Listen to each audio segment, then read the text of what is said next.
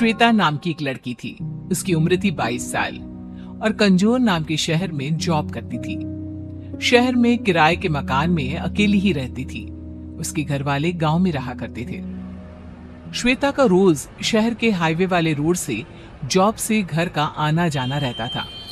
एक रात को श्वेता जॉब से देरी से आती है। रात को जब वो हाईवे वाले रोड से आ रही होती है, सुमसाम सड़क पर चलते हुए वो देखती है कि कुछ लड़के शराब पीकर गाड़ी चला रहे हैं। वो लड़के बिल्कुल नशे में होते हैं, जिसकी वजह से वो गाड़ी टेढ़ी मेढ़ी चला रहे होते हैं। हे भगवान, कितने गंदे लड़के हैं। शराब के नशे में धुत होकर गाड़ी चला रहे हैं और कितनी बुरी तरीके से गाड़ी चला रहे हैं। अगर एक्सीडेंट हो गया तो इन्हें चोट आ सकती है। फिर श्वेता देखती है कि वो लड़के नशे में गाड़ी उसी की तरफ घुमा रहे हैं। गाड़ी श्वेता की तरफ ही आ रही थी। लड़के इतने होश में नहीं थे कि वो ये देख पाते कि कोई गाड़ी के सामने है। उनका अब गाड़ी पर कंट्रोल नहीं रहता और गाड़ी श्वेता को टक्कर मार देती है। श्वेता का एक्सीडेंट हो जाता है। गाड़ी सड़क के कोने में जाकर ठुक जाती है, जिसकी वजह से उन लड़कों को भी बहुत चोट आती है। श्वेता की एक्सीडेंट में ही मौत हो जाती है। सुबह जब उस हाईवे पर पुलिस घूम रही होती है तो वो देखती है कि एक गाड़ी सड़क के कोने में ठुकी हुई है। ये देखकर पुलिस वाले आपस में बात करने लगते हैं। लगता है कि गाड़ी का एक्सीडेंट हुआ है। अंदर ये 3-4 लड़के भी बैठे हैं और गाड़ी में कुछ शराब की बोतलें भी मिली हैं। लगता है कि एक्सीडेंट शराब के नशे में धुत होने की वजह से हुआ है। हाँ, लगता तो ऐसा ही है। इस मामले की पूरी तरह से तहकीकात करेंगे। देखते हैं कि इस सड़क पर और क्या क्या सुराग मिलते हैं।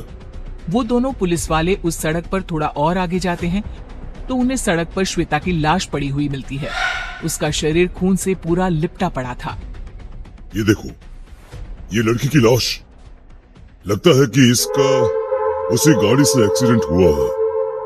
हाँ, मुझे भी यही लगता है। पर ये लड़की है कौन, कहाँ रहती है, नाम क्या है इसका? ये देखो, वहां सड़क के कोने में वो बैग शायद इसी लड़की की लगती है। फिर दोनों पुलिस वाले उस बैग से उस लड़की के बारे में कुछ ढूंढने लगते हैं।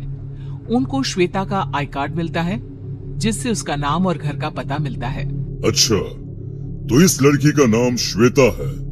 फिर पुलिस वालों ने श्वेता का घर का पता नोट कर लिया। अब हमें श्वेता की मौत की खबर इनके घर वालों को देनी पड़ेगी। जब पुलिस वाले श्वेता के घर पहुंचते हैं तो मकान मालिक उनसे कहता है कि श्वेता का घर वाला कोई रहता ही नहीं है। उसके घर वाले तो गांव में रहते हैं। वो यहाँ अकेली रहती थी, जॉब करती थी, जॉब से सीधा घर आती थी। ये सुनकर कि श्वेता के घर वाले वहाँ नहीं रहते, पुलिस वाले इस मामले पर ज्यादा गौर नहीं करते। उसी रात को जहाँ श्वेता की मौत हुई थी, वहाँ एक डायन बैठी हुई थी।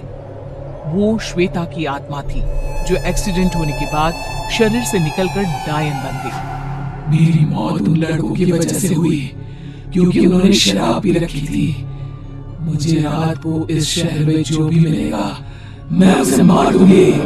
इतना कहकर डायन रात को पूरे शहर का चक्कर लगाने लगती है। डायन अब रोज रात को आया करती और उसे जो भी शहर में रात को शराब पीता हुआ मिलता, उसे मार देती। चूंकि वो शहर था, इसलिए वहां ज्यादा लोग शराब पिया करते थे और उन्हें डायन मार दिया करती थी। पुलिस के पास इस हादसे की कंप्लेंट्स ज्यादा आने लगी, तो पुलिस भी चिंता में पड़ गई कि आखिर यह कत्ल कौन कर रहा है। पुलिस को यह तो समझ में आ रहा था कि कत्ल सिर्फ उसी का हो रहा है जो शराब पीता है। पूरे शहर में ये बात फैल गई। लोगों ने शराब पीना बंद कर दिया। पर एक ऐसा इंसान भी था जिसका इस बात पर बिल्कुल विश्वास नहीं था। उसे इस बात का कोई डर नहीं था, और वो था श्वेता के घर का मकान मालिक। एक बार श्वेता के घर का मकान मालिक रात को अपने घर के बाहर बैठकर शराब पी रहा था। अरे भाई वाह, आज तो मैं जमकर शराब पीऊंगा, मजा आ जाएगा। आज तो बीवी भी घर पे नहीं है। मकान मालिक शराब की बोतल खोल ही लेता है कि तभी पीछे से कुछ आवाज आती है। ऐसे लगता है जैसे पीछे कोई खड़ा हो। मकान मालिक जब पीछे मुड़कर देखता है तो वो बहुत डर जाता है। वो देखता है कि एक डरावनी डायन उसके पीछे खड़ी हुई है। डायन ने मकान मालिक के कंधे पर हाथ रखा। मकान मालिक ये देखकर बहुत डर गया। इससे पहले कि वो चिल्लाता, डायन ने उसके सर पर शराब की बोतल दे मारी और मकान मालिक मर गया। फिर डायन वहां से चली गई। सुबह पुलिस ने जब मकान मालिक की लाश देखी तो वो भी डर गए। अब ज्यादा पुलिस वाले वहां पर तैनात हो गए थे। अब तो कोई ना कोई उपाय निकालना ही पड़ेगा। अगर ऐसे ही शहर के लोग मरते रहे तो शहर की आबादी खत्म हो जाएगी। हाँ, उपाय तो बहुत जल्दी निकालना पड़ेगा। ऐसे हादसे शहर में बढ़ते ही जा रहे हैं। हम एक काम करते हैं, रात को शहर में एक तांत्रिक बुला लेते हैं, फिर देखते हैं कि आखिर ये मांजरा है क्या।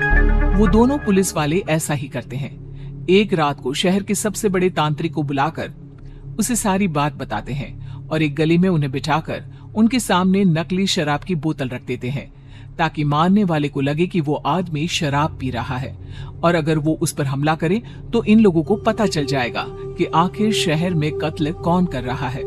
तांत्रिक वहीं गली में बैठकर अपना तंत्र मंत्र का सामान अपने झोले में रखकर तैयार रहता है और अपने सामने शराब की बोतल रख देता है। वो डायन वहीं शहर की गलियों में घूम रही होती है। तभी उसकी नजर उस तांत्रिक पर पड़ती है। अरे वाह, मिल गया मुझे अपना शिकार। अब मैं इसे नहीं छोड़ूंगी, मैं इसे मार दूंगी। जो भी शहर में शराब पिएगा मैं उन सबको मार दूंगी, किसी को नहीं छोड़ूंगी। इतना कहकर डायन उस तांत्रिक को मारने उसके पास चली जाती है। डायन धीरे से उस तांत्रिक के पीछे आती है। तांत्रिक को डायन के आने की आहट सुनाई पड़ जाती है। जैसे ही डायन उसके कंधे पर हाथ रखने वाली होती है, तांत्रिक अपने झोले में से पवित्र जल निकालकर उसके ऊपर फेंक देता है। पवित्र जल पड़ते ही डायन को जलन होने लगती है और वो बहुत जोर जोर से दर्द में चिल्ला उठती है। तांत्रिक मौका देखकर जादू टोने वाली रस्सी से उस डायन को बांध लेता है और अपने सामने बिठा देता है। बता डायन, तू यहाँ क्यों आई है? क्यों शहर की गलियों में घूमती रहती है? क्यों लोगों को मारती है? बता, बता, वरना मैं तुझे भस्म कर दूंगा। बताती हूँ। मैं मरने से पहले श्वेता नाम की लड़की थी। मैं जॉब से घर हाईवे के रास्ते से आती थी।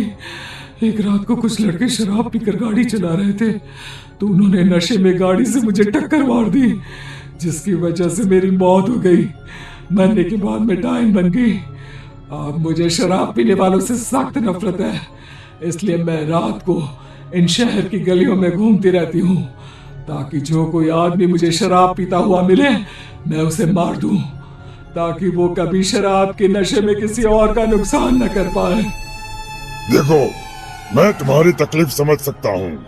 तुम इस शहर में जो बदलाव लाना चाहती हो वो अच्छी बात है, पर तुम इसे गलत तरीके से बढ़ा रही हो।